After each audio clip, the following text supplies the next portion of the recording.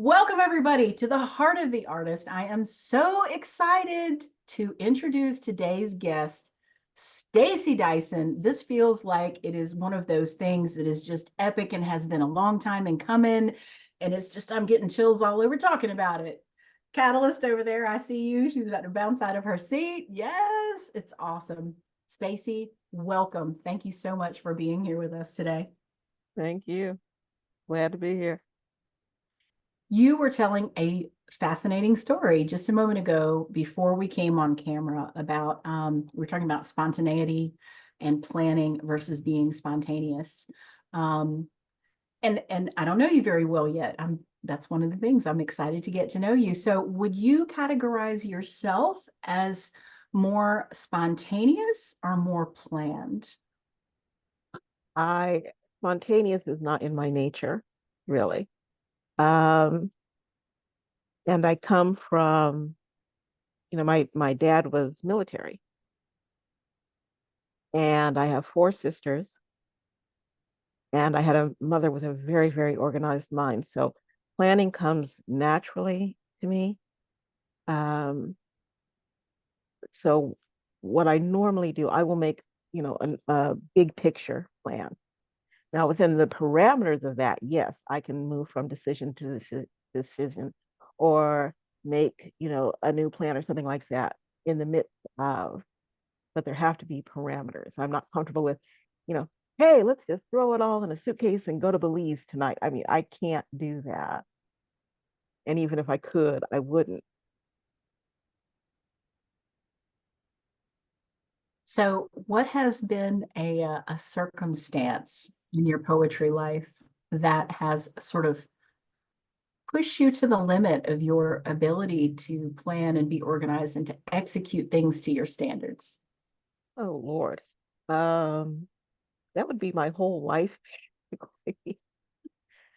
If you're a specific circumstance, um, actually right now, I will be officially homeless in about 2 weeks. And that has required every single bit of ingenuity, every single bit of planning power that I've got. I'm still able to, it is still necessary for me to do the work. Otherwise, I would just nut out completely. Um, but this is, one of those circumstances, things happen and I can't fight it, so I have to deal with it. But that requires me to um, kind of step away sometimes from the actual creative end of what I do. The administrative stuff has to happen whether I want it to or not. Um, that's not an issue, but the creative part has to be compartmentalized right now. I can only devote so much energy to that because the other part of my life is taking over so much energy, taking up so much energy. Um, you know, it's it's a fact of my life right now. I'll get past it. I'll get around it. Um, but is it pushing the limits of? Absolutely. Yeah. There's no question of that. Kind of like Maslow's hierarchy of needs, right? You've got some sort of basic foundational needs that are taking a primary role, and that doesn't leave as much space for poetry and creativity and all of those kinds of things. Well, it's not that it doesn't leave the space, it's that I can't inhabit that space as much as I would like to. I have to be there in some wise. Okay, this is my breathing system. I can't do this, I stop breathing. So it has to be in there. I can't devote as much time to being in that space as I would like to. I'm Hmm. it's like an oxygen tent. I'm there when it's necessary. Once I get a little bit more settled in things, then the real part of my life, because this is all unreal, okay? The everyday disturbances and foolishness, that's the unreal part of my life. The real part, the poetry where I live, that'll be back. So you grew up with a military father and a mother who was obviously well acclimatized to how that works and how to do that Mhm. successfully. Um, how did poetry become your outlet for that pressure to fit into that construct? No. First of all, I never felt pressured. It was just, the way things were. I grew up surrounded by books and music. What I don't remember not being able to do this. It wasn't ever, even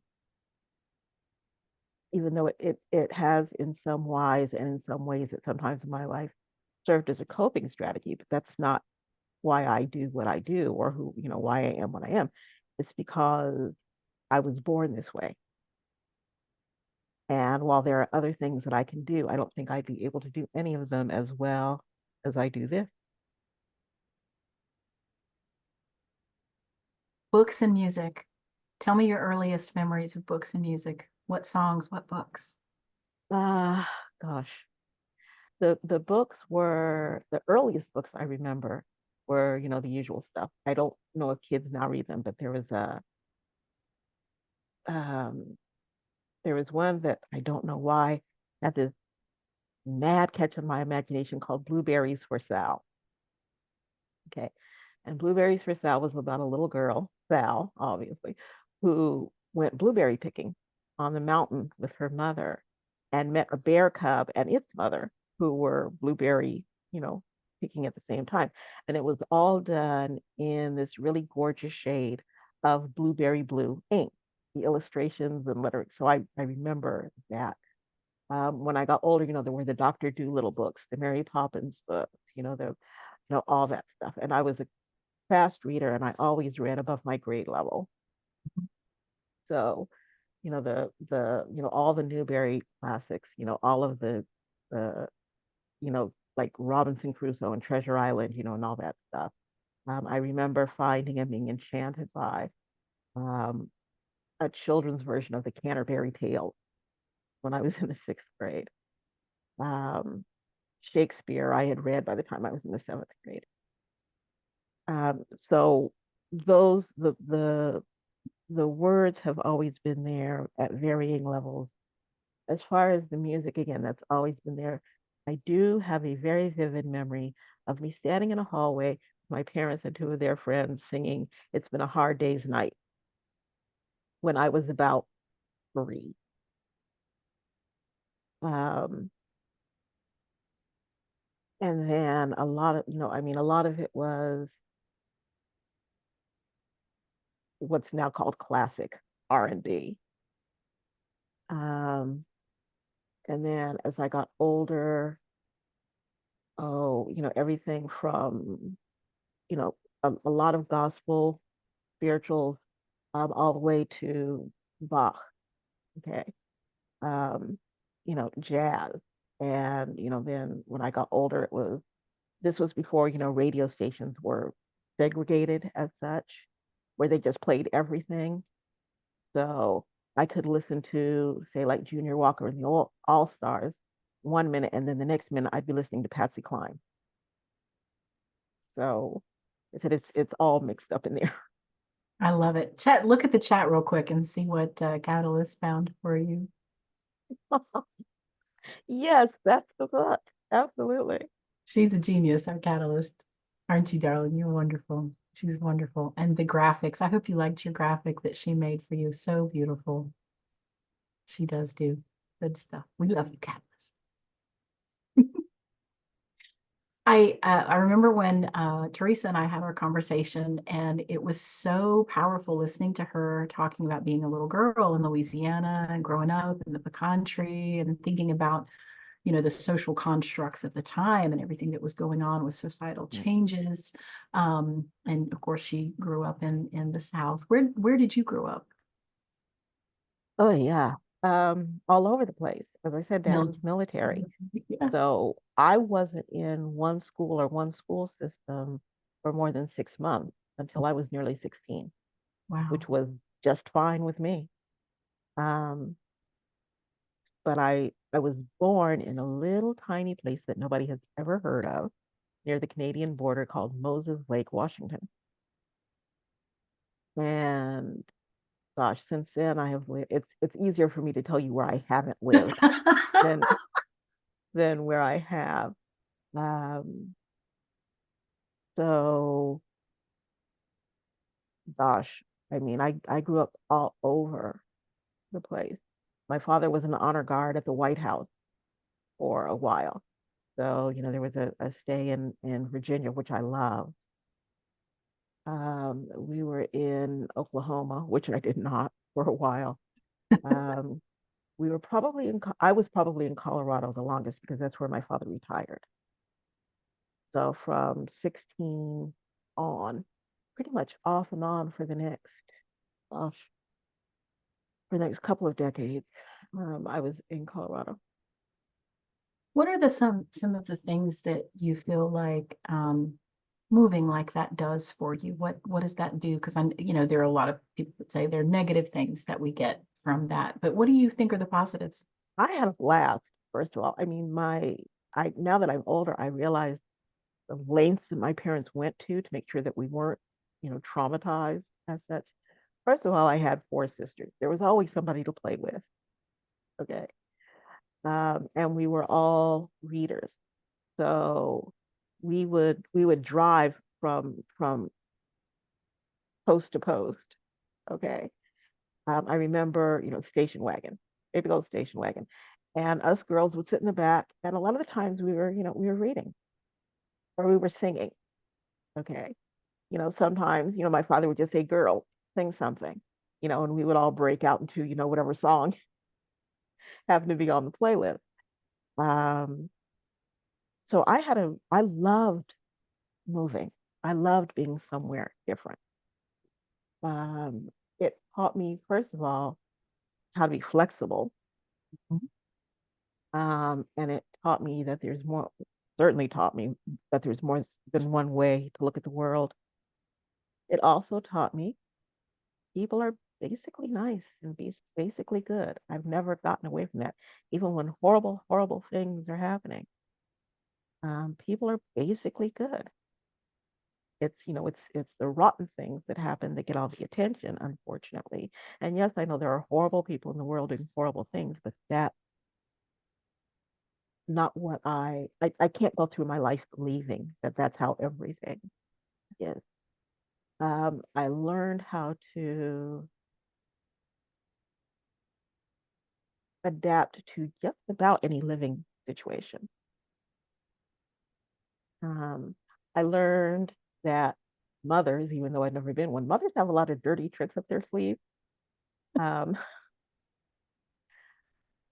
my mother always wanted us to be, if you're a mother, you will understand, regular. Okay. And we weren't allowed candy. And so, but on trips, she would, you know, hand out these little chocolate squares every now and again, just a little tiny square of chocolate. It took me forever to figure out what she was doing. And at first it was like, that is really low. And then I thought, but that's a really, really, good, good hack right there. Um, I don't know it what taught it me, was about that generation, but they really set store by regular bowel movements. I know that a lot of it, if I'm remembering my sociology correctly, some of that had to do with puritanical idea of being clean in body and spirit, inside, inside and out. And if you weren't regular as such, it meant your humors were out of whack. Actually, that's medieval Puritan. And so, you had to balance those humors. And so, there's that whole thing. And then, of course, the very, very real thing, we were traveling a lot. Our schedules were constantly being disrupted. So, yeah, it makes a difference because nothing is more fun than four constipated children. Five, actually. Well, I'm You know, not if sure though. You got four little girls in a station wagon and you Well, need a five bathroom actually. Listen, and there's nothing in sight. My gosh. that was the other thing. You learn how to make do. You learn real quick how to make do because sometimes there isn't, and sometimes there were places that because I'm old enough for this where we couldn't go. I have a very vivid memory of where we were on some long trip or other, and nothing would do but that I had fried chicken for supper that night. Just, and I just refused. I didn't want to hear hamburgers. I didn't want so everybody else looked for hamburgers. And my father, bless his heart, said, I will find you some fried chicken. So we end up kind of like in the back dark part of some parking lot, and there's a bar. What I now know was a bar. Um, and my father comes back with the chicken, and I was like, "Oh, cool," and didn't think anything about it. What I didn't realize or recognize at the time is that we were in some little offshoot of some little redneck town, and this was just a bar at kind of like the edge of town, where my father could have easily been killed just to get me two wings and a drumstick. Yeah. Um, I Probably the also worst kind of remember, racists in town. yeah, I also remember very, very vividly. I don't know if it was that trip or a little bit later, waking up and seeing my father putting bullets into a gun. And my father was not that person. I didn't know until years later that he always traveled with a gun under the driver's seat because five little girls and his wife and a black man, driving all hours all over the place. I know now anything could have happened.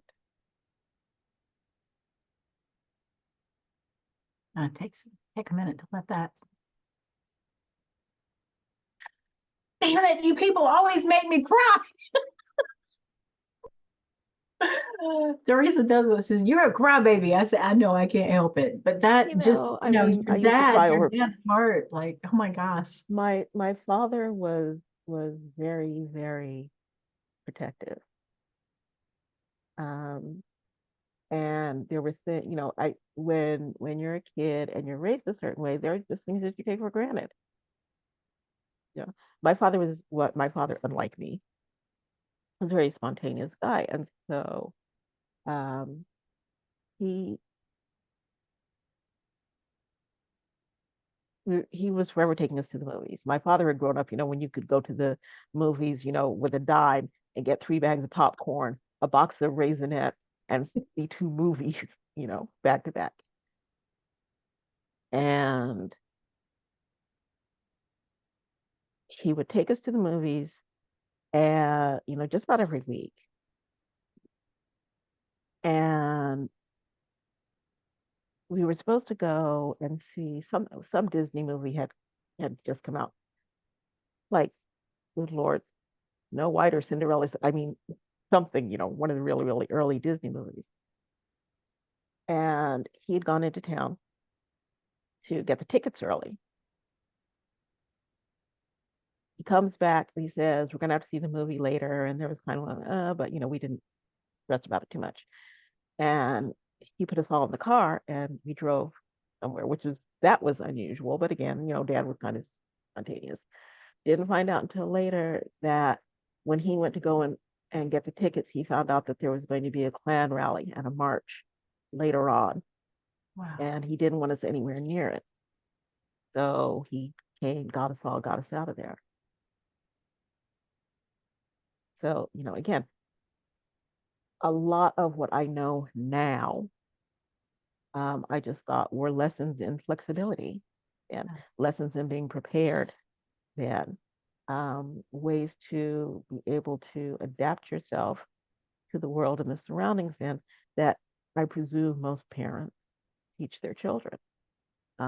This was survival stuff, literally staying alive stuff. Wow. What was it like finding out? I assume you found these things out as an adult woman. Mhm. What was that like finding out that those things had happened that you'd never been aware of? First of all, I felt murderously stupid not being able to figure it out. Um, and then I didn't have time to be upset by it. It had passed. I'm not one for hanging on to something and being upset about it, down the road. Um, what I recognize now, what I am extremely grateful for, is that it wasn't traumatic because my parents made sure it wasn't traumatic. Did your mother know? Did he let her know what was going on? Oh yeah, even if he didn't say it, my parents had probably the most egalitarian marriage that I have ever seen. Um, there was nothing they didn't talk about. There was nothing that they didn't get together on. There was none of this divide and conquer stuff going on in my house. If anybody said, if one of them said no, it was just no. We're not talking about it. Um, you could not. It was well known. Run a game on my parents. It wasn't gonna happen. Uh, but the other thing is that I grew up thinking everybody had that kind of marriage and that kind of relationship. My father was born in 1933. He was about as liberated as a man born in 1933 can be. Plus, he had five daughters who more or less, kind of like broke him in. Um, and so I was raised, you know, my father did housework and cooking just like my mother did housework and cooking. My mother went out and worked just like my dad went out and worked. Just it never occurred to me that not everybody did that. Real partners. Madly shocked when I started dating. I was like, wait a minute, what? See, But yeah, this is the thing, they always talk about when you have if you have been in a situation where you have a father figure that's not the greatest, and they talk about how damaging that is for females to have, a father figure that's not, not the greatest, not there for you, not supportive, not loving, and all the things. But I swear, sometimes I think it can almost be just as bad if you have one that's too good because you can't find a man who can live up to that. the bar is high. Okay, I'm not. The bar is high, really, really high. Um, is that why I'm single now? In all probability. Do I spend a lot of time stressing about that? No, mostly because on top of everything else, both my parents, but particularly my father, taught me exactly how much I was worth. I have always known my worth. It was never a question. And so I don't spend a whole lot of time thinking, should I, is it too much? Should I lower my expectations? That's not happening. No. I grew up seeing how my father treated my mother. That's the model I'm looking for. It's not unrealistic. It's not unattainable. Does it take work? Sure. Is it difficult? Sure. But as far as making a relationship work successfully, I think it's necessary. All right. Don't tell me her name, Hmm. but which of your sisters does something that either did or does irk you? Like, what's the thing that one of your sisters does that drives Oh, I, you? I can tell you all their names. Okay. Two of them have passed, so they won't care. And the other two, I really don't care if they care or not. Um, my oldest sister, Renee, is a lovely person. Now, we didn't used to get along at all. We do now. Um, Now, are you the baby? Where do you fall? oh, dear heavenly God, no. Do I seem like the baby of a No. family? Thank you. I am the middle child, thank you kindly, and proud of that place. Here's okay, so I have a sister who's 6 years older, one that was 6 years younger, and then I had a sister that was a year older and a year younger. Okay. Okay.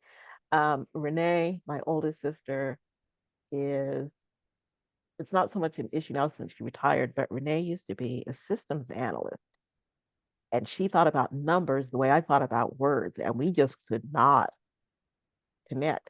And so she would come home on vacation or whatever, and she would tell these stories that I guess were supposed to be funny that had, just numbers. And I just sit there and go, uh huh, okay.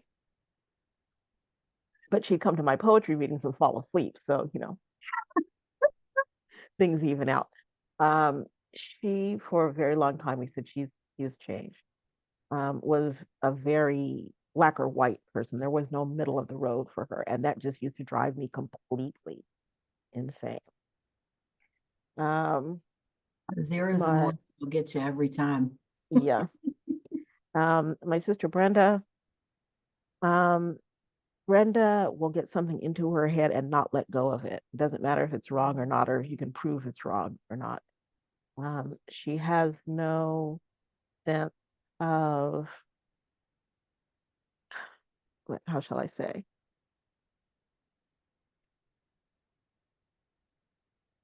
She she tends to be immovable sometimes.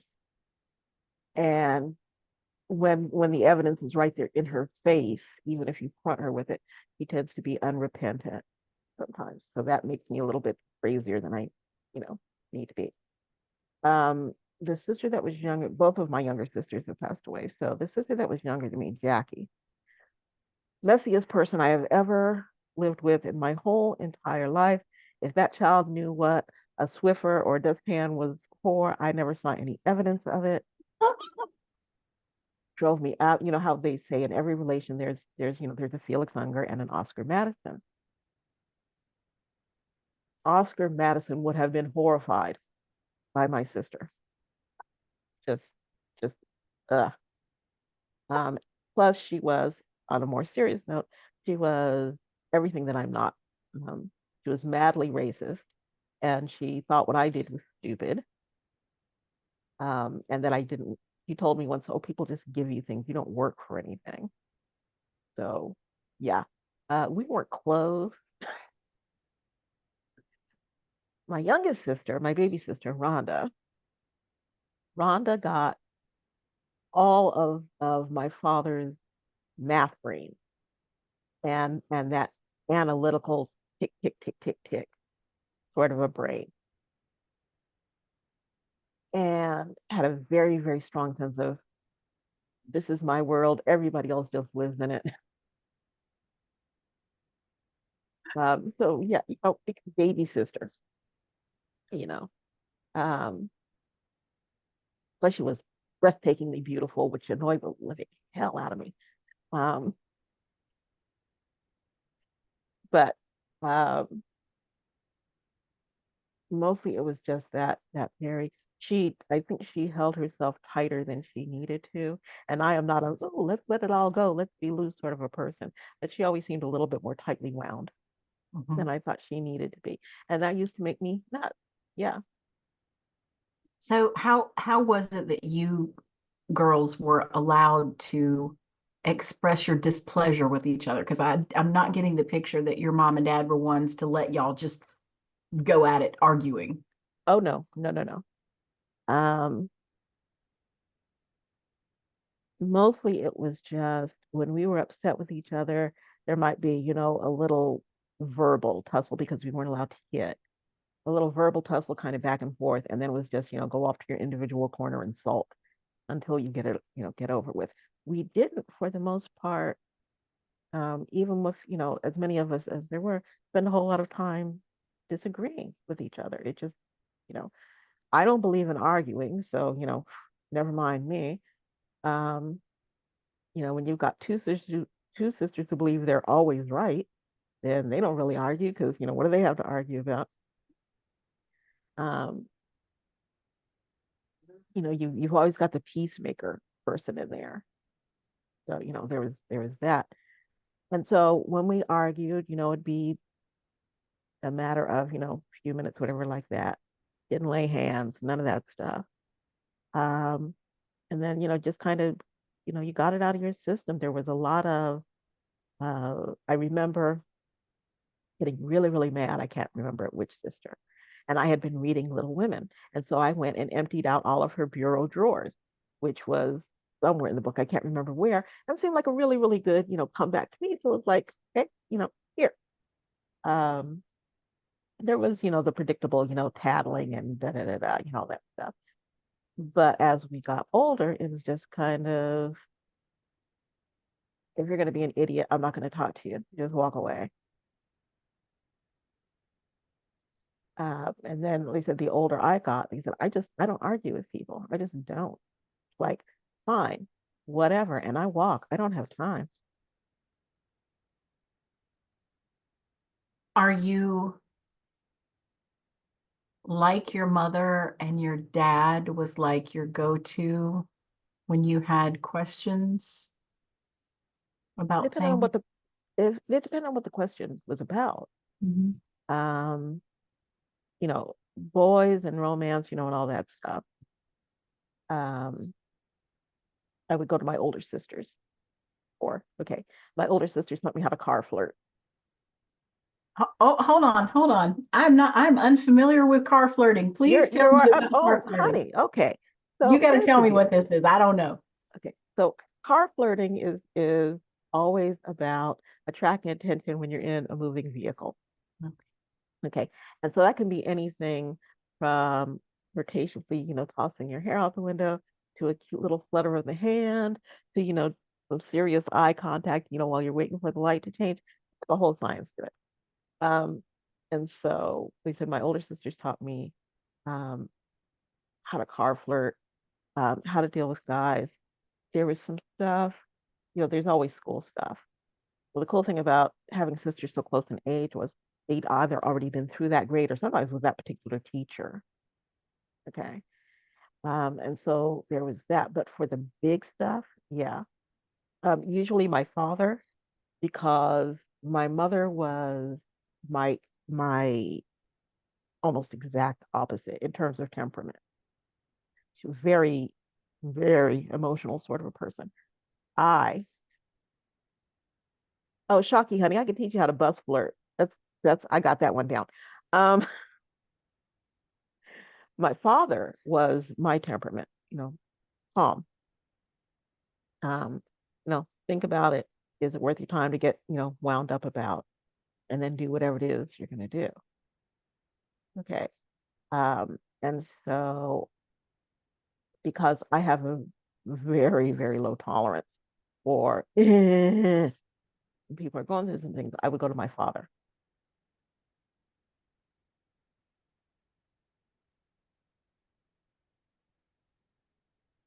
Are they still with you? No, no. My mother passed about almost 3 years, about 2.5 years before I left for California. And my father passed about not quite a year after I had been in California. So it's been mom for mom, it's been over 20 years. For daddy, it's been nearly 15. I'm sure you still miss them like crazy. They never really went away. I can always hear my mother talking about my hair. Um, but my father was my biggest fan. So whenever I'm getting ready, I can hear daddy before I go on stage. Or, even now, if I'm having a problem, we have those conversations. Um, I was telling somebody when I'm standing, it's before some show and I am freaking out, which happens. And I can hear my father in my ear saying, "Girl, go and do your job." Because my father was a singer forever and he understood. Whereas my mother didn't understand what I did at all, nor was she a fan of it. But dad understood and he loved what I did. And so when I would, when even now, if I'm standing backstage somewhere and I'm kind of like, like I can hear my father saying, "Girl, go and do your job. It's going to be okay." What was his proudest moment of you? I really don't know. My father was inordinately immensely proud of all of his daughters. I do know my very first CD that I released. I did that release party on his birthday. That was my birthday present to him, and he absolutely loved that. He was so pleased with that. I found out he and my mom had gone on a cruise for their 25th wedding anniversary. I found out later that he had taken, because I was being mentioned in the papers and things like that, he had taken clippings with him, newspaper clippings, and apparently spent, according to my mother, a great deal of the cruise whipping out those clippings and showing them to anybody. But he did that with all of his daughters. Um, my my father's second wife, the less said about her, the better. Um, Once I found out, I can't remember who told me, probably one of my other sisters, because none of us liked her, um, that she had said to my father, my dad was going on, as he tended to do, about, his daughter. And, we were intelligent, and we were this, and we were that, and da da da da. And apparently she was heard to say she was sick and tired of hearing about how intelligent and how everything else the Dyson girls were. And I'm like, well, babe, you married our head cheerleader. What do you expect? So did you end up with step siblings as well? Um, we never really got to that level of association. I said um, this was a woman that none of us liked, and so we got together a couple of times. Her children were all in their, oh gosh, um, like late 20s, early 30s. We were um, we were all older than that and had, other concerns. Her children were, to be honest, completely unmotivated. And Dyson girls had been raised to be motivated. So we were all, doing things, making things happen, working, doing all that stuff. And they weren't, there wasn't a whole lot of common ground there. Mhm. Plus, none of us were terrifically happy with the idea that our father had remarried. So I'm sure there are, step siblings floating around somewhere. Just don't focus on it. It's a non thing. As quite honestly, as soon as my father passed, it was like that's it. We, that part of existence doesn't really exist for me anymore. I feel like you've kind of learned to have your army around you, have your people. It's necessary. Um, Life has been, especially in the last 10 years, interesting. Um, one does what one can do to maintain what we laughingly refer to as my sanity. Okay. It's necessary to have, you know, I'm always going to say it's Maya Angelou. I'm not sure that it is, but it might be Nikki Giovanni, might be Sonia Sanchez. I'm not sure. But the line nobody can make it out here alone. Um, you have to you have to have your folks around you, but you also have to be around for them. The relationship has to be symbiotic. Otherwise, it doesn't work. It's not necessary. If it's not symbiotic, then it's not necessary. Do you have a different person or people that you share your triumphs with as your first call than you would share your sorrows with? Or are they the same? Uh, Not really. My triumphs and my sorrows as such. Um, I kind of tend to let everybody who's important to me know at the same time and as close to the same time as as I can. There's no best friend as such. Um, the important people in my life know they're important on, if you're important to me, you're important to me, and you will find out the news when I can get it to you. If you're going through something, because I don't want to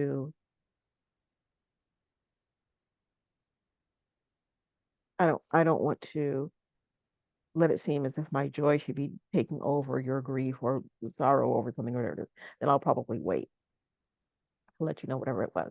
If I'm in pain, I will hang on to it as long as I can before I kind of let the dam break, which I have been tagged about a couple of times in my life. Um, I'm getting better at learning to tell people I am not in a good place right now. But that was really hard for people how to do. Um, learning how to ask people for help, that almost killed me. So, Share a formative experience, something that happened to you across your life that when you look back on it, maybe you didn't know at the time, or maybe you did, but you know now that that was something that shaped you in a way. mm, gosh, that's really hard for me to answer because everything has kind of poured in to who I am and what I do and where I am right now. So everything was formative. Um, gosh, okay. One that springs to mind, I'm at university and there's a talent show. And I'd been writing poetry all that time, but I hadn't been performing it. And so I thought, what the heck, let me, take and read a poem and, grins and giggles.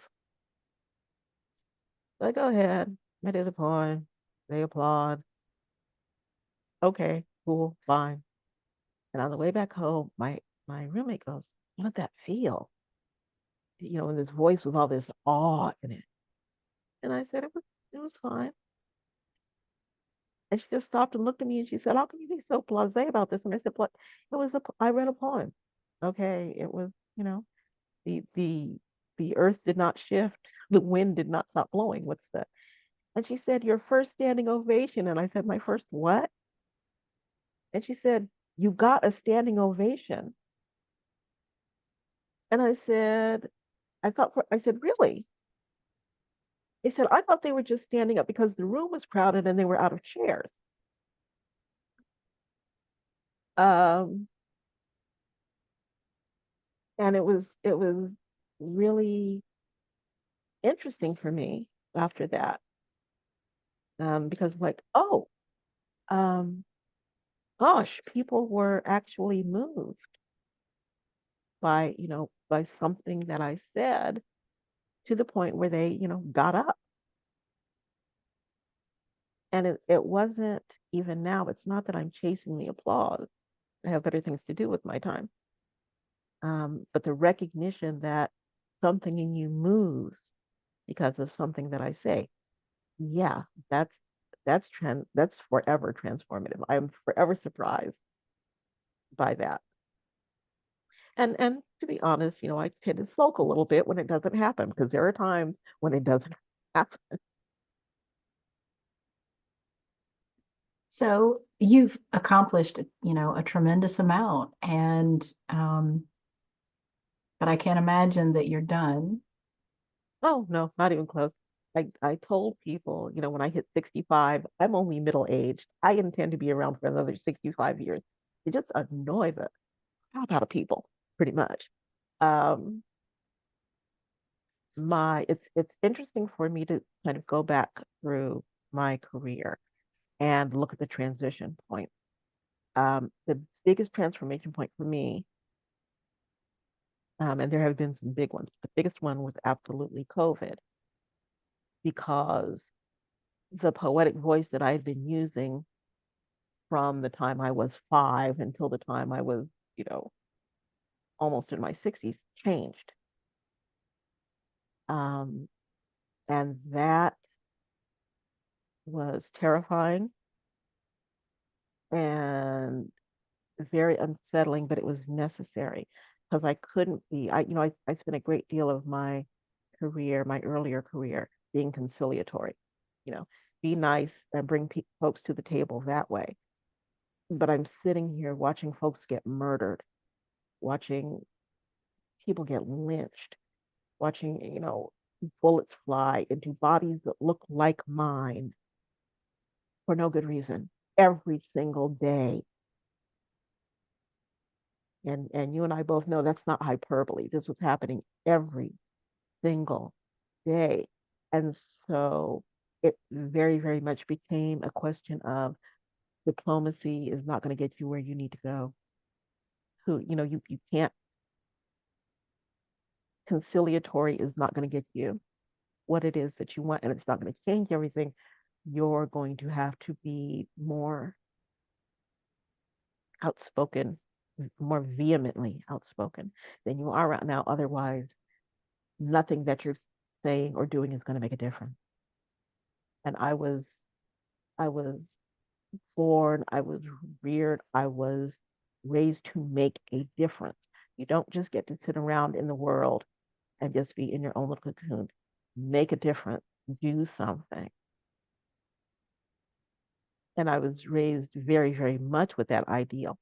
And here I've been trying to do something with my words my entire career, and it wasn't enough. So I had to make that change. And that was huge for me.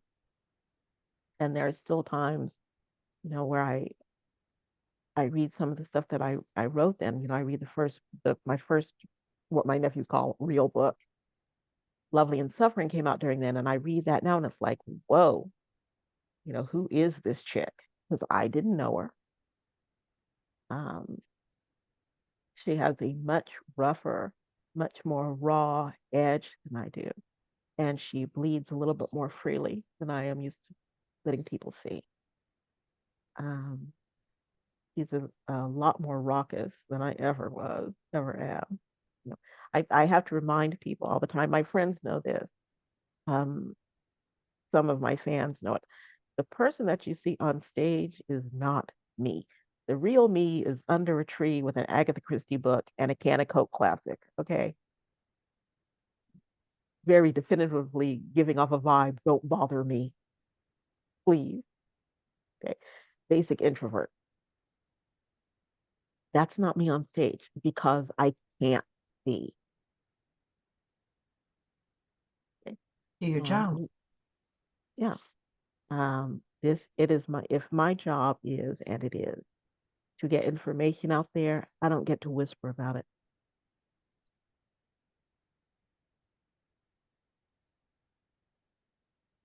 Speak on what that's like to be someone who has the conciliatory vibe to go to the raucous vibe, and then speak on all of the different flavors of Coca-Cola.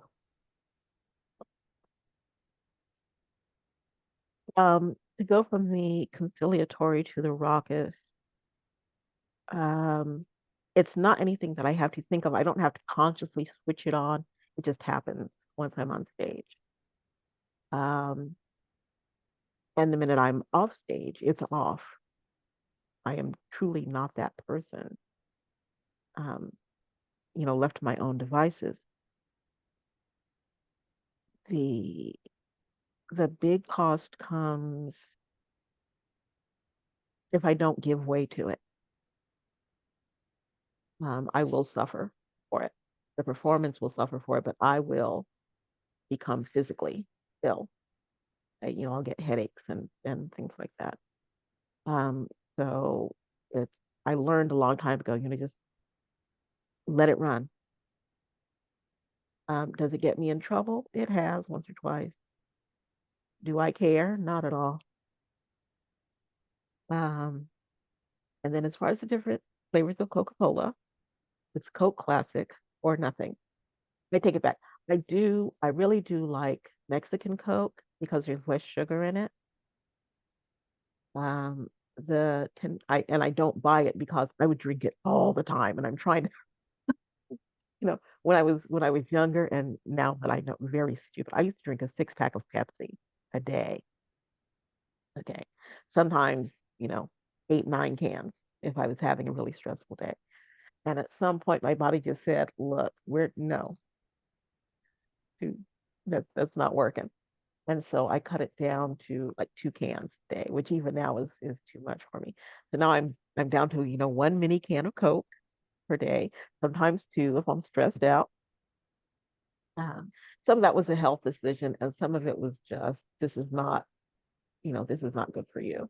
You can't do this. Um, so I get my caffeine blast if I need one in other ways. Now that's what Irish breakfast tea and Twinings is for heaven's sake. There But you as go. far as, if somebody goes out and says, "What sort of coat do you want?" They're gonna get looked at like they're crazy because it's like there's one kind, you know. There's nothing better than an ice cold glass of Coke with a slice of hot pizza. That's like heaven on earth. And interestingly enough, I can't really do those two together. Really? Um, for pizza or a burger or something like that, I want hot tea. Coke is something that is by itself being enjoyed off to the side, as far as I'm concerned. If I'm going to drink anything cold with Coke, then it's sparkling water. But hot tea with pizza, that's a new one. I hadn't Yeah, heard that before. I love some hot tea, but I never thought about having it with pizza. I will try that. you should. The It will change Stacy your life. special. The Stacy special. I do love hot tea. I like Lapsang Souchong. It has this wonderful smoky flavor It's got a to it. lovely, lovely aroma to it. The taste is a little too just subtle, for lack of a better phrase, for me. Um, it's it's for that same reason I'll drink it if I have to. But once I found Irish breakfast, English breakfast for me now is like, are you kidding? This is dishwater, you know. I have a can of Lady Grey mixed with That lavender. okay, that stuff ought to be outlawed, and whoever invented it needs to be put into a sack and beaten with sticks. That stuff is awful. It's good with the Smells lavender in it it. smells lovely. Okay. If you were gonna market it as like a room spray or something, yeah, sure. But to put in your mouth, oh no, absolutely. Do you have a tea poem? I do not. I tend not to write about the things that are closest to my heart. That would be amusing to see what you would do with all the flavors of tea. No, I have, I wrote something called the Chocolate Blues that, mentions all the, candy bars, most of them that I'm enamored of, a number of years ago. That's about as close as I've ever gotten Okay, what's to your something candy bar? like that. I actually don't eat them anymore. Hmm. But when I did, and on the rare occasion that I still do, um, if I can get, there's not a specific company. I mean, I like Ghirardelli, I like Dove, um, the higher end stuff, but it has to have nuts in it. So, and it has to be dark. Milk Hmm. chocolate is for peasants and Republicans. Um, Dark chocolate is for God's, you know, is for God's chosen people, basically. And people 84% people cacao. who think, people who think correctly in life eat dark chocolate. I started eating it because, first of all, and this will make me sound 395 years old, chocolate doesn't taste the way it tasted when I was a little girl. It just doesn't. Dark chocolate is also higher in antioxidants, and I watch that sort of thing, so that's good. Um, and milk chocolate has now a milk chocolate has a much, much higher concentration of palm oil and all sorts of other disgusting things that you don't really need. So it's dark chocolate or nothing for me. Plain dark chocolate I can do if it's got nuts in it. Yeah. I'm so with you on the dark chocolate and nuts. It's good stuff. Good stuff.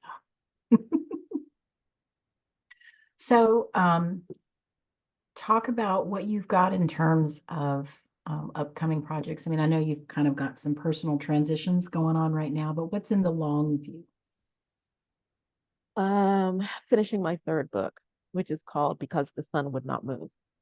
I've started working on that about, I'd say, a year, maybe a little bit less after my second book, Follow Me on This, came out.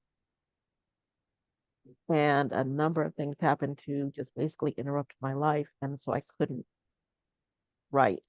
I couldn't get any real writing done. And so that book will get finished this year, please Jesus, and published by my birthday next year. Um, my my arts consortium, Tesoro, um, right now it's a chase to find um, long-term funding and to turn us into a 501(c)(3). As far as doing more, a lot of our stuff, almost all of our stuff right now is online. I want to get us on the ground doing things. That takes right now more time than I have, and again, funding and all that. So there are a million plans attached to Tesoro and the things that I want for us to do. Um, but personally, it's just, it's finish the book, start traveling again, because I've been kind of hobbled for the last year and a half, and I want to get back to traveling again as soon as possible. And then, ending world hunger, you know, taking over the free world, pretty much clean all that up in the next few years. I would love to play a huge, huge crowd. I mean, I look at like 50,000 people, auditoriums, things like that. I would love to do something like that. Um, I thought for a minute, I used to do tons and tons of schools. I thought about getting back into that for a minute. That requires a certain mindset, and I'm not in that place anymore. But I would love to build um, a gallery of private students again. I used to have one. I would love to start running long term, like 6 to 8 week workshops again in person, that sort of thing. Are you a lever or are you the ball? Hmm. Lay that question on me one more time. I gotta run that one through the So think about a lever, you know, the yeah. lever acts on the ball Hmm. and the lever is sort of removed from the action, but the lever is what gets the balls rolling. The balls are the Or am I ones the that ball? are out there doing the action. So are you more of a lever or Uh, more of a ball? I can't say more of. There are times when I'm both. Um, it I don't like I don't like the idea of myself being removed and making things happen. That's not me. Um, I do realize, recognize, acquiesce to the fact that there's got to be a hand on the lever. Okay. And so that's a necessity thing. And I'm not going to lie, a bit of an ego thing, let's be honest. But I also enjoy just being a poet in among poets. It's a lot of fun for me. Um,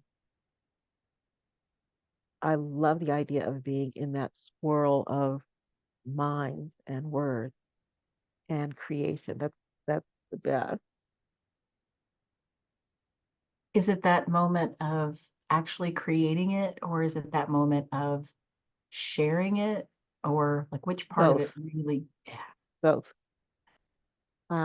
Because creating it, yeah, that's a thrill all by itself, but that's a solitary thrill. The thrill that comes when you're putting it out there into the wind and you see people go, okay, the vibe is different. That's oh, how shall I say? It's the difference between, for me, um, the birthday candle and a bonfire. I'm perfectly happy with either. I can rejoice in both, but the vibe is completely different.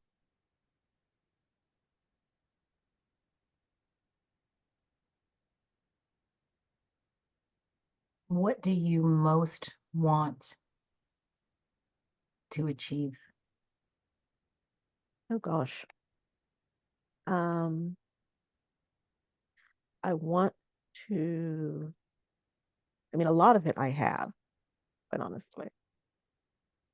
When I finally sign out at, you know, close to 140 years old, since that's Yeah. more or less the goal, um, I want to make sure that there are more women's voices in the wind being listened to. That's always been the goal. That's always been the mission. I want to make sure that we're safe doing it. Um,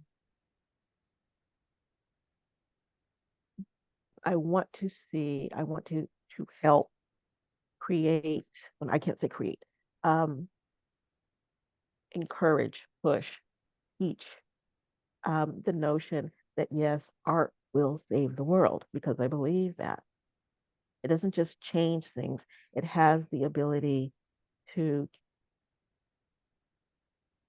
redefine things. I had a poet, I don't know how many years ago, say, um, art's not going to save the world. This is another artist saying this.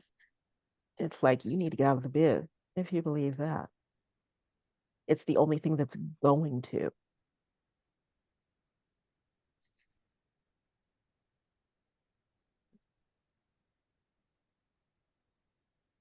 I'm sorry, I had a moment of thinking about something that happened yesterday that I will share with you off screen. Um, Squirrel. How do we teach younger women how to have boundaries and how not to be codependent and Oh, criminy. Oh, crap. I am so sorry. Somebody's ringing the bell, okay, and I'll be gone for just a minute. that's okay. We do everything in this show. What This was is it that so happened last great so week? far. Oh my What goodness. happened last week? So, oh, that's right. It was Mama Betty. Mama Betty and her grandson. That was so cute. Yeah, Oh yeah, it but was so real. he was so cute. Are you kidding? Oh my Yeah. God, that child is just beautiful. Oh my Yep. goodness. Sop him up with a biscuit. He was so cute. I know we took over his iPad. It was precious. Mm. Jane, how are you doing today? Good to have you in the room. Oh, thanks. I'm sorry I'm late. Shit happens as they say. But I like your show. It's just everybody getting to be everybody and whatever is, it's all good. I like it. Oh, well, thank you so much. I appreciate that. When Stacy was sitting there talking about being 140 years old, I'm sitting there picturing you with your bandana, right? And Teresa, like with a walking stick, right? And Yeah. y'all are still going to be out there doing your thing. I have no Oh my doubt. God. If I'm 140, somebody gonna have to off me. And I miss your voice. Teresa, you're gonna have to lend me your walking stick if I make it that far. You've got a little bit of that kind of Keith Richards vibe, right? Because Keith Richards is eternal. Yeah, I'll well, make sure we have two walking sticks. yeah, but Keith Richards, he's a walking zombie. You can't kill Keith Richards. He'll be here long past Mother Earth being gone. Oh yeah, in all publicity. I am so sorry about that. You were asking, Yeah. So how do we help women of this younger generation learn how to have healthy boundaries and learn how not to be codependent, and how do we teach them those things? um, teach them that no is a complete sentence and they don't have to defend it or explain it. Teach them that if they don't save themselves, nobody else is going to come and do it. The whole airplane thing about put your own mask on first. Teach them that. Um, teach them that it's okay to be different because as much as media says it tries to teach women that or teach girls that, um, all those differences always come out looking the same to me. There's no room for, individuality is not a dirty word. And there's no point in just giving that lip service. And that's what I see mostly media and most of society doing. It's just something to say because it sounds good. But let somebody come along who breaks the mold, and it's like, what can we do with this person to make sure that they conform inside of a model that's going to make us feel better? Okay. People need, especially women, need to get away from the idea that their lives are designed to make people feel better. Um, I think at birth, every single woman in the world should be issued a shirt that says, "This is not about you." Because, and that's something else that's gotten a really, really dirty reputation. This whole idea of service to everybody else has to come first. And if you're of a certain age, as I am, then that's how you were raised. That's how you were socialized. Everybody else comes before you. Everybody else's feelings, wants, desires, needs, all that comes, and then you. You know, if you're of a certain age, certain culture, certain tradition, then you are used to seeing, mothers, aunts, grandmas, or whatever. Wait until everybody else gets served at the table, for instance, and then they will serve, themselves. That nonsense. Okay.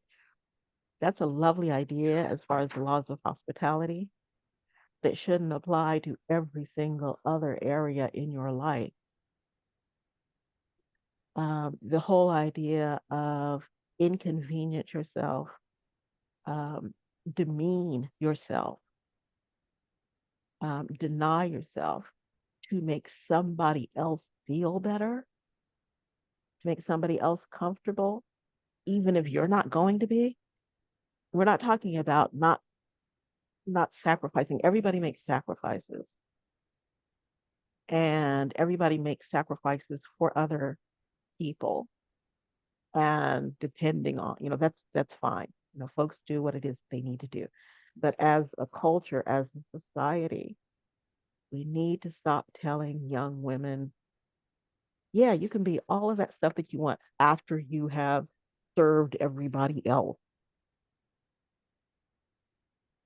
Um, the the whole idea of being in service to, okay, me, I'm in service to God and my own spirit. Everybody else, I'll get to you when I can, if I can. But again, if I am not, you know, if I'm not functioning correctly, if I'm not breathing correctly, if I am not moving through the world correctly, how in the world am I going to be able to help anybody else do it? You can't be a life raft if you're drowning. The I was so, and I always use the, put your own mask on first thing, because I remember flying, and it was always, if the mask, comes down, help the children and the elderly and da da da da. And I remember going on my first flight where they said, put your own mask on first.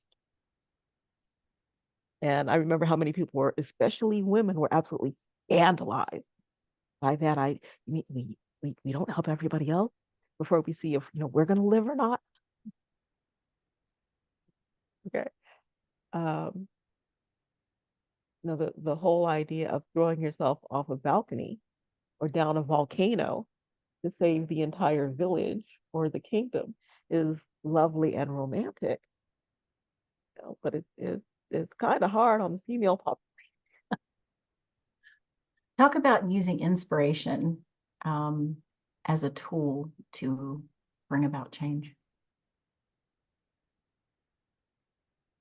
You can't without it.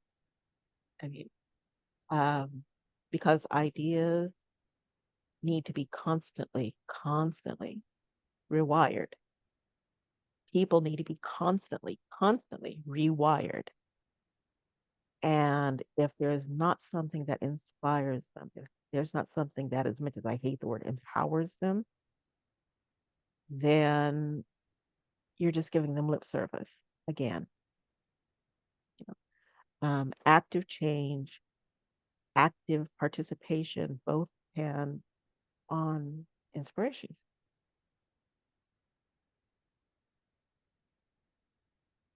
Inspiration tends to, in my experience, make for genuine participation, make for genuine imagination, not just recycling, not just lip service, not just, oh, this will look good, let's do it in the moment.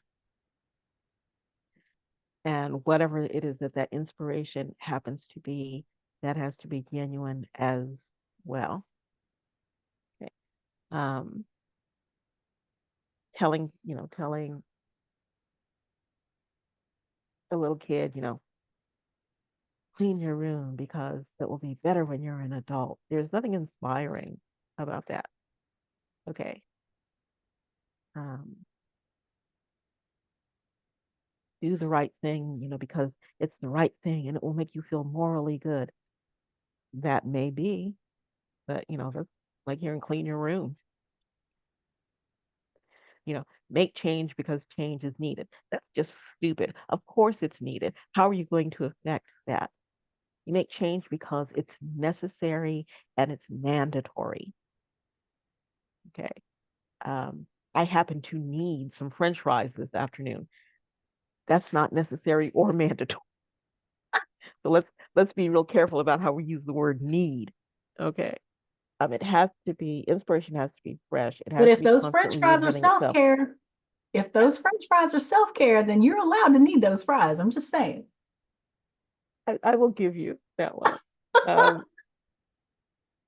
but really, it's very much a case of the inspirations have to be genuine and they have to be fresh because what inspires me may not inspire you. What inspired my generation may not inspire yours. I mean, so it has to be relevant and it has to be.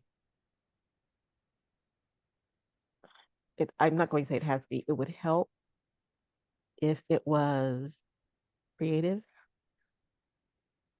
It has to be malleable. It has to be adaptable. It has to be flexible.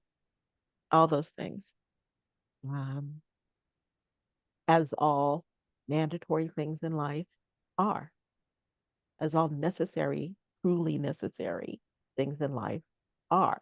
They change. They adapt to their environment. They adapt to whatever time space they're a part of.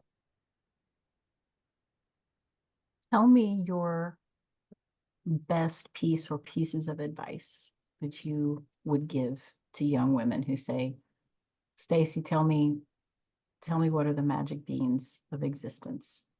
Rules for Okay. living, what are they? Rules for living. Cash the check when you get it. Don't wait. And I mean that quite literally. You know, I used to, when I was running an arts consortium, when we would have, gigs or whatever, I was working with a lot of beginning poets, and I would write them a check, and they would frame it. And so when I would go to balance, the thing is like, what is going? Why is this? I wrote the check. What's going on?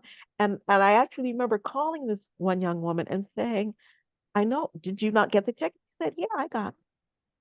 It's on her And I wall. said, well, what did you do with it? And she said, I took Office Max and had it laminated. It's on my wall right now. So cash the check. Okay. Um, as cliche as it sounds, but I mean this in the truest, most heartfelt fashion. Don't let anybody define who you are. Nobody has to like who you are except for you. Um, that one I learned the hard way. The biggest piece of advice, probably, the magic beans as such, is as much as possible, keep your eyes and your ears open and your mouth shut. Learn things, hear things, experience things, and get over the notion that the way you want to deal with the world is be all and end all because it's not. It never is. It never will be. Be open. You don't have to do everything. You don't have to experience everything, but do your best to know about it. You have to know what's out there in the world, and if possible, to know the effect that it's having on the world because especially now the world is getting smaller all the time. And so there's very little that you're going to do that doesn't affect somebody else in some way. Know what that effect is going to be so that you can make choices that are not personally or spiritually harmful. And the biggest thing is keep your word. If you say you're going to do something, do it. Don't make excuses. Don't, you know, put it off with a million, maybe coulda, shoulda, woulda sort of thing. If you say you're going to do something, do your level best to get it done. Don't waste other people's time or their hearts. So, what is the best advice that you have at times struggled to take for yourself? So that one's easy because I'm struggling with it now. In all emotional conflicts, the hardest thing to do is the thing to do. Um, and that one I struggle with all the time because I have to sit down and analyze, okay, is this the easy way out or not? There are times when there are things we all have those times when things you want to say and things you want to do, and it feels like this is the absolute correct solution to whatever it is it happens to be. But when you sit and you look at the long-term effect, it's like, ooh, that's that's not. It's going to make me feel good in the moment, 5 minutes after, 5 years down the road, 10 years, whatever. This is going to turn out to not be a good idea. Now, 1 second. Yeah. I'm gonna do what you did. Hold on.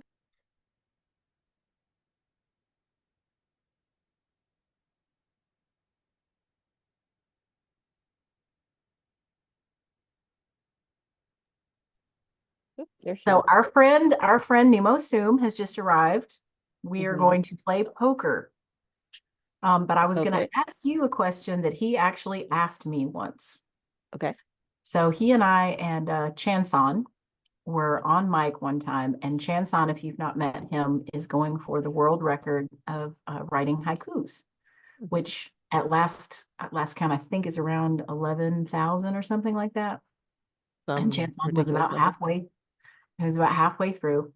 And so we were talking about haikus, and I said, you know what? I am just so fed up with trying to write these stinking haikus. Like I'm always a syllable short or a syllable too many. It's just, I just, forget it. And Nemo asked me, do you need more rules or do you need fewer? So I'm going to ask you that same question. Um, since I, as much as possible within the boundaries of society being what they are, make my own rules, I'm pretty good with where I am. Me personally, I do realize that just me personally, I need fewer strictures in my life. There are barriers that I've put in my own life that need to go away. Yeah. So in that wise, fewer, absolutely. Lord knows I don't need any more of somebody else's ideas of what I should be doing. Um, I have dealt with that on just about every level you can think of for most of my life. It gets tiring. Um, everything from as a black woman, you can't do this. As a woman, you need to do this. I've had enough of, I cannot tell you how many times I got stopped at a bus station or, at some time on a job I was working, something like that, and having somebody lecture me on having children. Okay. I had a guy out of the blue. I'm standing at a bus stop in Cleveland, waiting for the bus. This guy comes up, wants to strike up conversation. The first words out of his mouth are, "Do you have children?" And when I said no, he lectured me for 20 minutes on how it was my absolute obligation to have children. And Was people he think that's volunteering his services? I hope not, because boyfriend was, oh no, never, he would have liked to. I mean, you can tell that. Um, boyfriend was not going to make the cut for so many reasons. Um, but people saying, you can't do this in business because it's never been done that way before. Um, I did a seminar where I handed in, the syllabus for the courses I was going to be teaching. And they came back with me and said, well, we don't do it like this. And I said, well, you ask for new and innovative ways of doing things. And you ask for, you said, don't be constrained by, so this is what I put out. Well, that's not what we meant. Well, that's what you said. So, different is different. Um, so I having been through um, gone through most of my life as a woman, as a Black woman in this country, in this world. Um, it's been a whole lot of more rules or pay attention to the existing ones, none of which interest me, by the way. Um, if there are going to be restraints on my life, then I am going to put them there. Other people's values slash opinions slash mores have very, very little interest for me. You haven't really, haven't asked you about Tesoro, but I know that when Jane came in, she typed it out. And the, I know a fair number of the ladies who are in there, and it feels like there's a tremendous sense of pride and of kinship, that you all have with each other. Is Tesoro your legacy? Part of, yeah. And are now, I always screw up the count, but something like 47 members. There will be more. Um, are helping me build that. It's not just for me. Do I want the Dyson name to go down in history? Absolutely. Okay. But is it just about me? No. Is this just for me? No. This is for every little girl who grew up hearing music and words and knew that they belonged together. This is for every single woman in the world who's got a story, which means every single woman in the world. And I tell people all the time, if I hadn't done it, somebody else would have, because it was time for it. It's necessary. Um, the the legacy, the legacy building is a lovely byproduct. Okay. But this is about safety to do your work and connection, and knowing that at any given time, whatever is going on in your life, you've got 46 and counting sisters who will help you get through it. It is probably, I will say this, it is certainly the most ambitious thing I've ever done. Um, but it is also, just in terms of the folks that I am lucky enough to be working with now, probably the most glorious thing I've ever done. And it is so much fun. I love that. Well, we have talked for almost an hour and a half, which is Oh, like heavens. it's kind of flown by. Come up with, like, what do you want to leave us with, your final thoughts, your final sort of wrap the package up and put the bow on it, and put the little name tag on it, like. I was always really lousy at gift wrapping. So, um, but ending words. I hate saying last words. That's a little too final for me. But ending words Until next time. until, well, until next time. would be what I always tell my nephew, when my nephews were little, little boys, little kids, tend to get into that philosophical stage. And they would always say, Stacy, what's the meaning of life? Little question. And what it pretty much boils down to is what I told them. Do the best you can and try not to hurt anybody else.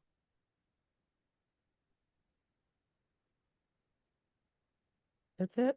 I want to feel like I'm hearing your dad in my ear saying, do your job. Do your job, girl. That's built in. That's absolutely built in.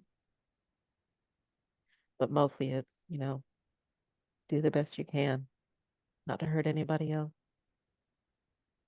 Sometimes easier said than done, but yeah. Yeah. It's like anything else, it's a goal. It's something that you work on constantly. Um, would anyone like to open up their mic and ask a question or share a thought? Catalyst, I know Okay, you've okay, got I'm here, I'm something. here, I'm here. Stacy, you rock. You were the best. I love talking to you. I love listening to your poetry.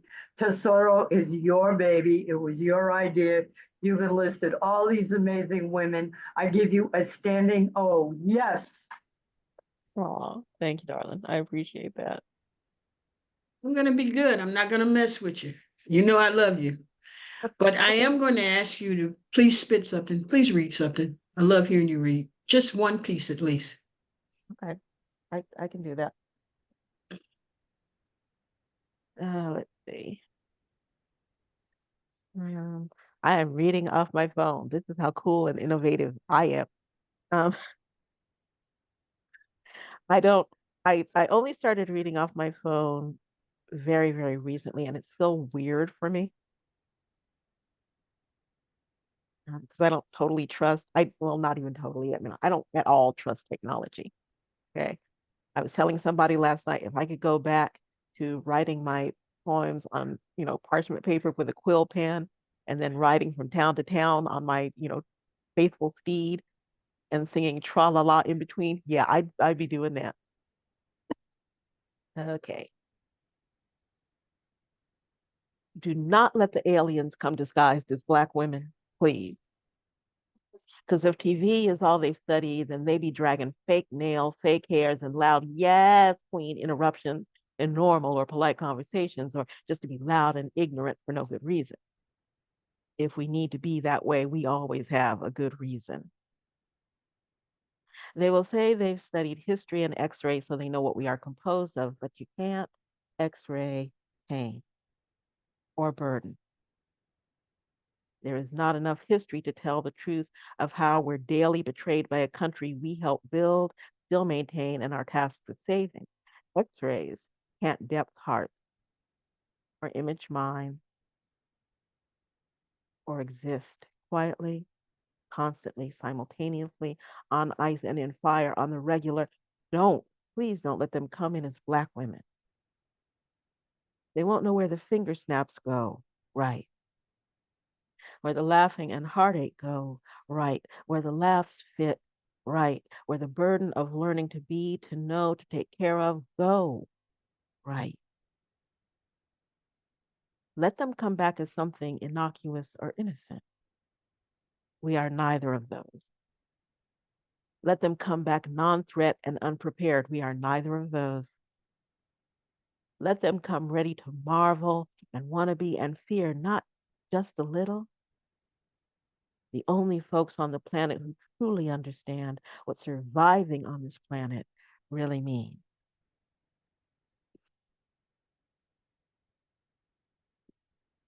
Hey, Oh, snap. I want to apologize, Stacy, for getting here late. What can I say? I had a gig yesterday, and oh, Dios mío, nobody's Oh, called, darling, it's not a problem. but I love you madly, and I'm so glad to hear you. So, Love you back, sugar. I'm so happy to see you here, Avosha. It's been a while since I have seen you, but I'm so glad that you decided to come today. And Stacy, that was an amazing read. It's kind of that like, wow, how can you spit fire but be sort of modulated doing it, right? That's that's the serious dope right there. Mostly because while how can I say, while the spirit and the wording of what I do has changed, my big personality is not. I'm not a yeller. I'm not a, I'm not a, how shall I say? I don't scream. I don't exhort. I just tell people this is the fact. This is what needs to happen. And the language is a lot, actually, more direct than it used to be. But my vocal levels haven't changed. I want to scrape my vocal cords. I think there's something about the internal force of will when we're writing about something that we believe in unequivocally, you know, that Well, comes there's out. that, and the other side of it is I am not one of those people who, when I'm like totally freaking out, that's when I'm quieted. Okay. It's all internal for me. And so, like there was a time, oh gosh, a number of years ago, on my way to a rehearsal, and I got stuck in an elevator. It took 2 hours to get me out. Okay.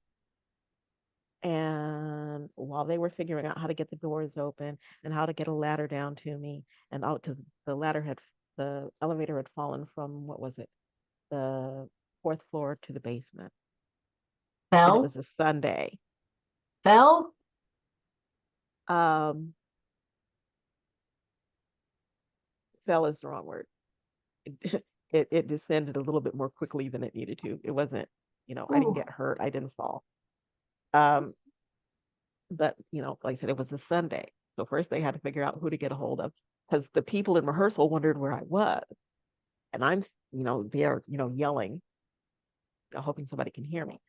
So they had to get somebody over there, and then they had to pry the doors open, and then they had to get a ladder down to me, and then they had to get, so all this stuff is going on. I'm down there singing the whole time because that's how I stayed calm. I was singing. So I finally, I literally climb my way up and I go to rehearsal. And they happened to be in a part of the rehearsal where I'm next on stage. So I went up on stage and did my thing. And then I went out in the hallway and pretty much shook myself to bits and cried. But it was all silent because there was a rehearsal going on. You don't disrupt rehearsal with noise.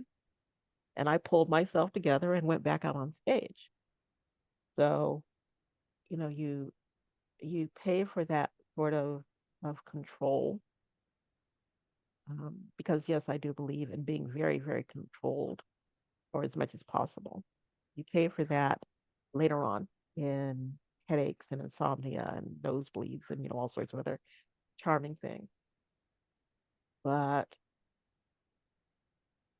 on top of being raised with a sense of uh, who I should be, I was raised with a very, very clear diagram, blueprint, whatever it is you want to call it, of how I should be. And Dyson girls did not get loud and yell and scream and carry on. Okay. Um, no, there are people who are continually urging me, let loose and do this and do that. That's not my nature. has the dam ever broken? Oh yeah. Um, once once in high That school, was a because town that was called Pompeii. You may remember it. I tell people all the time, I have a long, long, very long, long, long fuse attached to an entire mountain of dynamite. Okay. So there have not been many, but there have been three occasions actually, if I remember quite clearly, where I just absolutely freaking lost it. I mean, screaming, flinging my arm, that whole thing in public. Dyson girls do not do that in public. These are all public. Um, I imagine that the people that they happen around remember them too. It must have been a hell of a trigger to bring that about. The thing about it is that the other thing is, and I recognize this about myself, I have a really short temper, a very short, very quick temper. And so I have to ride herd on that. I do my level best to make sure that those, because most of the time they're flashes of anger. They're not no long term. I tend to get hurt, not angry. But if I am angry to that point, um, yeah, normally it's just been where I feel like I'm at snap point and I can't be pushed any further. And that's when, all hell breaks loose. Um, would you want to read another poem before we close out? Sure. Um, I wrote this one a while ago and I've been using it as a closing poem lately because more now than ever, every woman in the world needs to hear it.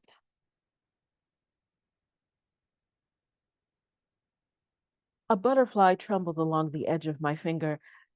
I will get in trouble for this poem because so many people are so invested in me bearing the standard of my culture and gender, including me, convinced that my life is not meant to be separate, that my strength, my resolutions are half of what holds the world together, the way and why of how I love is the other half.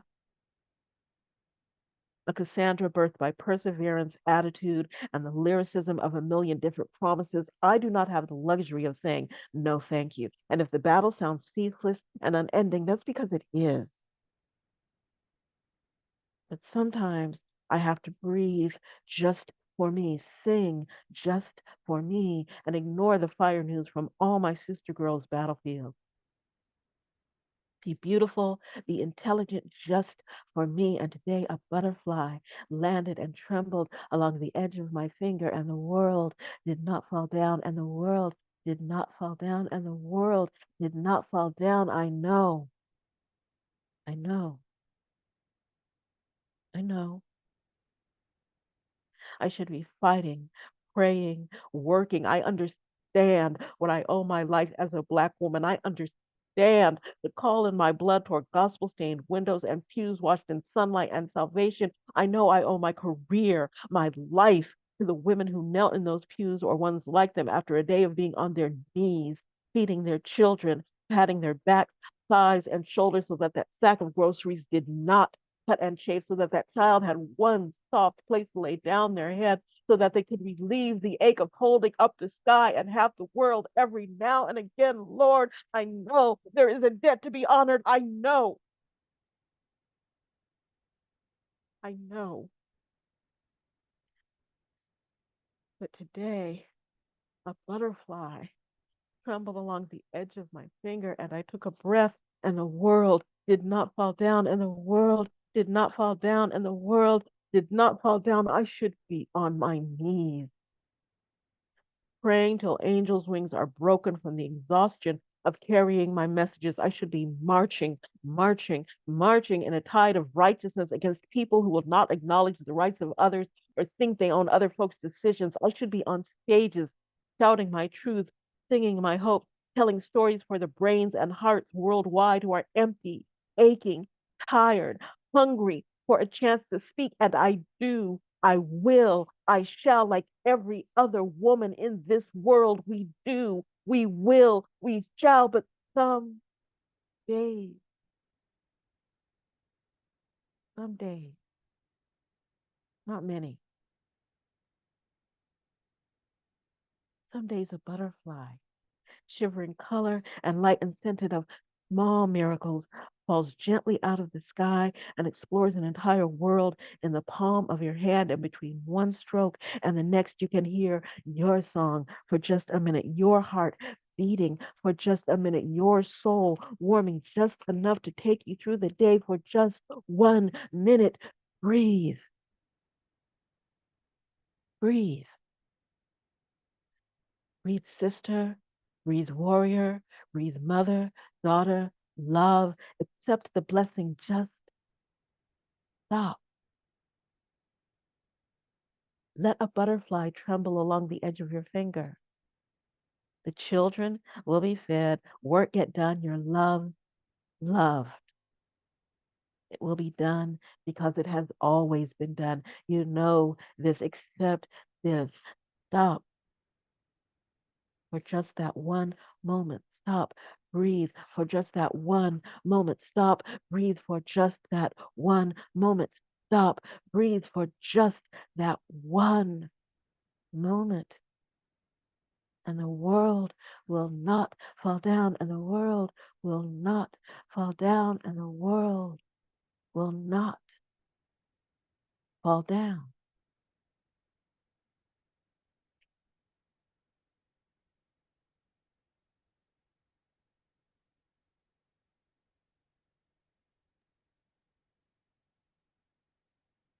That needed to be heard. Thank you.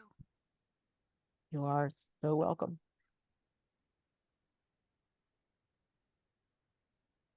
I think we find your Zen bookended by butterfly wings under a tree with a sip of Coke and a bite of 85% cacao chocolate, figuring out how to mobilize the world in light and love.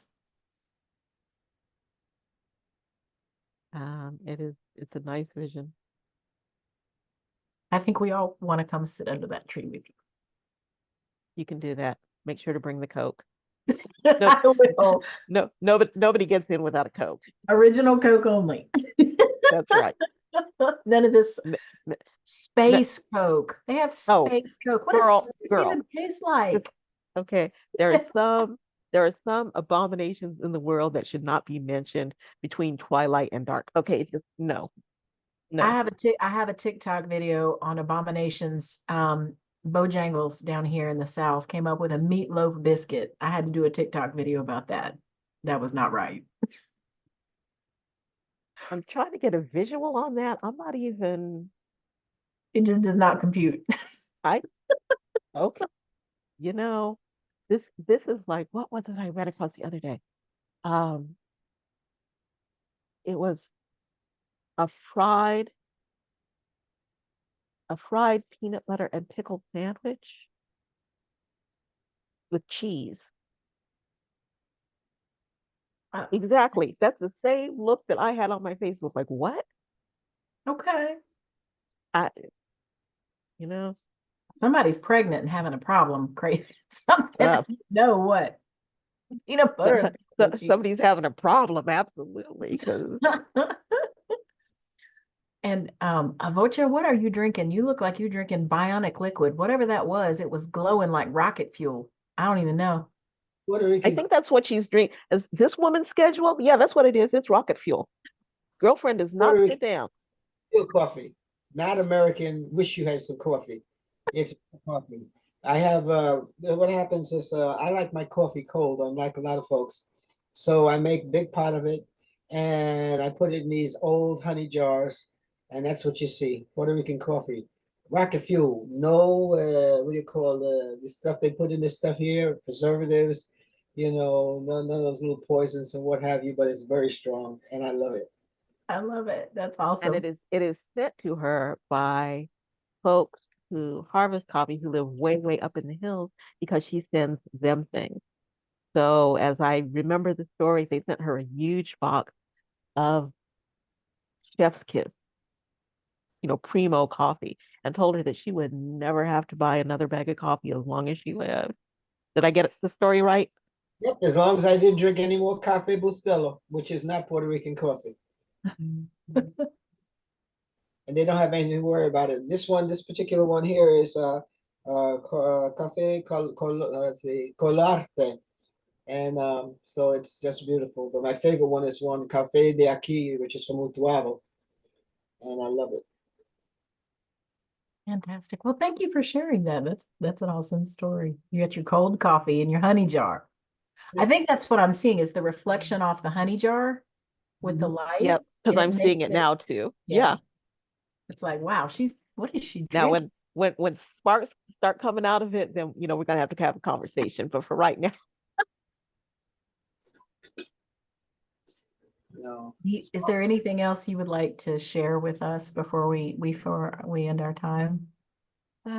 just I've had the best time. This has been one of the easiest interviews of my life.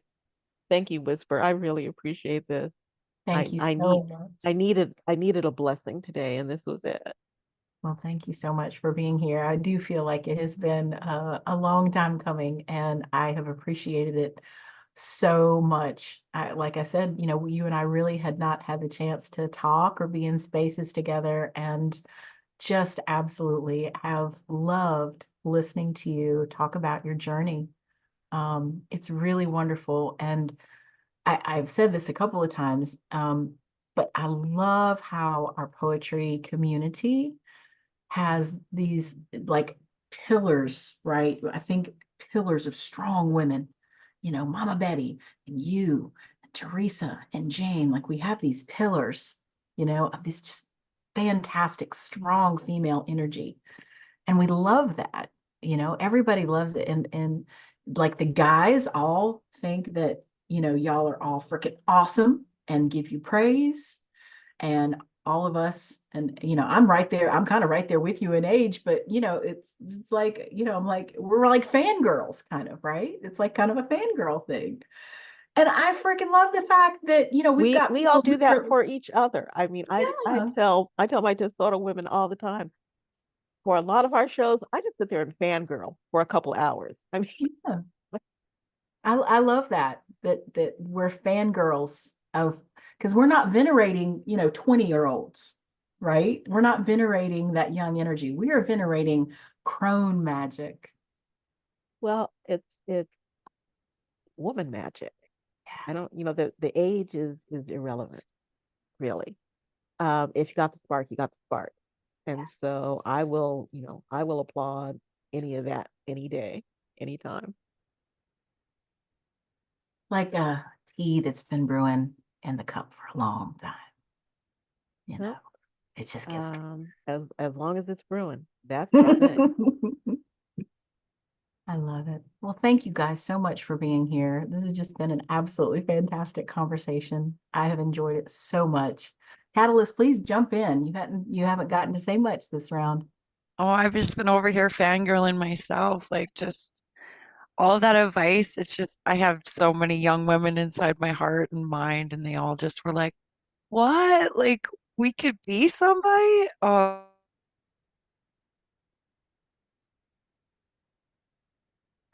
I think I don't know if it's my signal or her signal. It just went No, she broke froze. off. so beautiful and There you go. inspiring. Like, thank you Just, so much. look, it's just Did you catch any of that? Sorry, too hot to I handle. froze. Most of it, honey. But You know, if I we do didn't want catch the to words, we got the intention.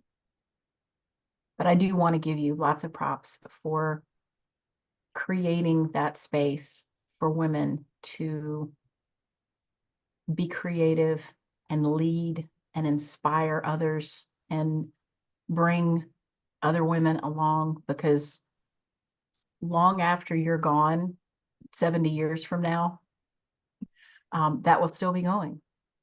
Well, Those women presuming will that I'm teach you to gone, stay. 70 years from now. I You mean, better just still be here. I intend to hang around as long as possible to just annoy folk, basically. So I mean, 65 is what I tell people, another 65 years. Might be another 70. Sure, why not? Take as long as you like. We love having you here. Thank you so much. Thank All you, right. honey. Well, I think on that, I think we're going to close it out. I think this has been the longest show that we've done, but I just hadn't wanted the conversation to Well, end. you and I are just gonna have to, get on a Zoom outside of this and finish the conversation. We'll Uh, we'll take a day. I would love that. I would love that. Thank you all so much for being here with us on the Heart of the Artist. This has been a fantastic show. And if you did not know who Stacy Dyson was before, I hope you know now. I hope you've seen the inside of her heart. Stacy, do please tell everyone where they can find you. You can find me at on Facebook under Stacy Artist Dyson. You can find me on Instagram at Saint Rains, and you can find me on my website, which is www.saintwinterrains.com. You can always find me hanging around the Tesoro website, which is www.firesingers.com. And if you didn't see how fast Catalyst dropped that link in the chat, she's like bionic, man. I saw, like, you said it and I watched her because I was waiting to see her shift, like her body shift. And I was like, she's doing it right now. She's doing it. That's right now. impressive. She is, man. She's like psychic. She picks up on it before you, it's even out of your mouth. She knows what it's going to be. She drops that link in there. All right, guys. Thank you so much. This has been The Heart of the Artist. Thank you for watching. Thank you for being here. Thank you for spending time with us and getting to know this amazing poet, Stacy Dyson. Much love to all. Love, light, and poetry all day, every day. Thank you so much. Until next time. Stay safe.